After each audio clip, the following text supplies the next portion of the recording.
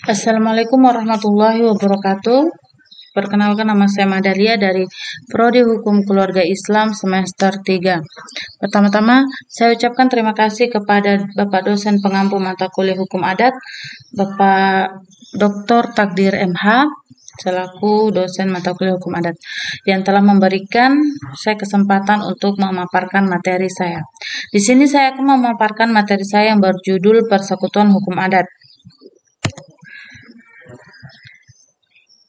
Yang pertama itu adalah persekutuan hukum adat.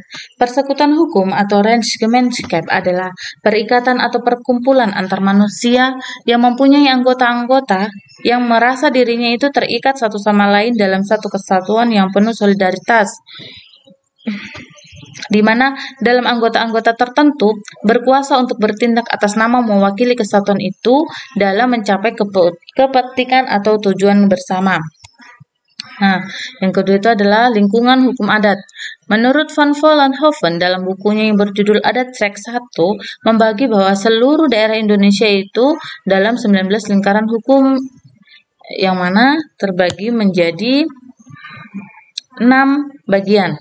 Yang pertama itu adalah daerah Sumatera, yang mana daerah Sumatera itu meliputi daerah Aceh, Tanah Gayo, Tanah Alas, Batak, Tanah Minangkabau, meliputi Padang, Agam, Tanah Datar, 50 kota, Tanah Kampar, dan Kerinci. Terus Sumatera Selatan yang meliputi Bengkulu, Lampung, Palembang, dan Jambi, serta Tanah Melayu, Bangka Belitung, dan Kalimantan yang meliputi Dayak, Kalimantan Barat, Kapuas Hulu, Kalimantan Tengah, Mahakam Hulu, Pasir, Dayak Kenya, dan Dayak Landak. Yang kedua itu adalah daerah Sulawesi, yang mana meliputi daerah Minahasa, ada Gorontalo, di dalamnya itu adalah Bolang, Mongondo, dan Baulemo. Yang ketiga ada Tanah Toraja, dan yang terakhir itu adalah Sulawesi Selatan, itu meliputi dari orang Bugis, Tubone, Goa, Laikang, Ponre, Mandar, Makassar, Selayar, dan Muna. Yang ketiga itu adalah daerah Maluku, terbagi menjadi Kepulauan Ternate, Maluku Ambon.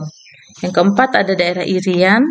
Kelima ada Nusa Tenggara, meliputi Kepulauan Timur, yakni Timur Timur, Timur Barat, Timur Tengah, Sumba, Flores, dan Bima. Yang terakhir ada daerah Jawa. Daerah Jawa meliputi Jawa Tengah, Jawa Timur, serta Madura. Nah, yang ketiga itu struktur sosial masyarakat Indonesia. Struktur sosial masyarakat Indonesia itu terbagi menjadi tiga faktor. Yang pertama itu adalah faktor teritorial, yang kedua faktor genealogis, dan yang ketiga adalah faktor teritorial genealogis. Nah, yang pertama itu adalah faktor teritorial, yaitu faktor yang terikat pada suatu daerah tertentu. Yang mana masyarakat atau persekutuan hukum yang timbul dari faktor teritorial ini terjadi apabila keanggotaan seseorang itu tergantung daripada tempat tinggal di dalam lingkungan daerah persekutuan itu. Contoh, persekutuan teritorial ini terbagi menjadi 3. Yang pertama itu adalah persekutuan desa. Yang kedua persekutuan daerah, contohnya itu Kuria di Angkola dan marga yang ada di Sumatera Selatan. Yang ketiga itu adalah perserikatan. Contohnya perserikatan huta-huta yang ada di suku Batak. Yang kedua adalah faktor genealogis. Faktor genealogis itu adalah faktor yang melandaskan kepada pertalian daerah dan pertalian satu keturunan. Dalam hal ini ada 3 dasar pertalian keturunan. Yang pertama itu adalah pertalian daerah menurut garis bapak. Itu ada pada daerah Nias, Batak, Sumba, dan daerah lain sebagainya ya. Yang kedua itu adalah pertalian darah menurut ibu. Itu ada di Minangkabau. Dan yang ketiga itu adalah pertalian darah menurut garis keturunan ibu dan bapak, itu ada di daerah suku Jawa, Sunda, Aceh, dan Dayak. Yang ketiga adalah faktor teritorial genealogis.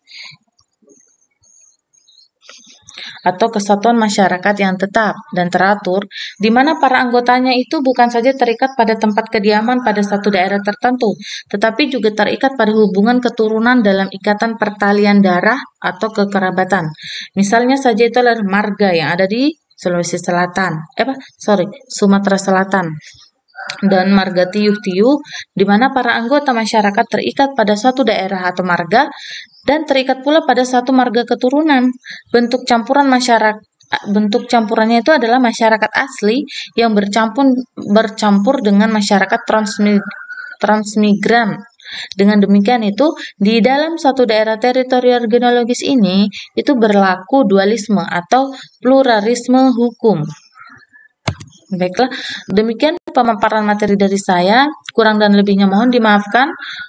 Wabillahi taufiq wal hidayah. Wassalamualaikum warahmatullahi wabarakatuh.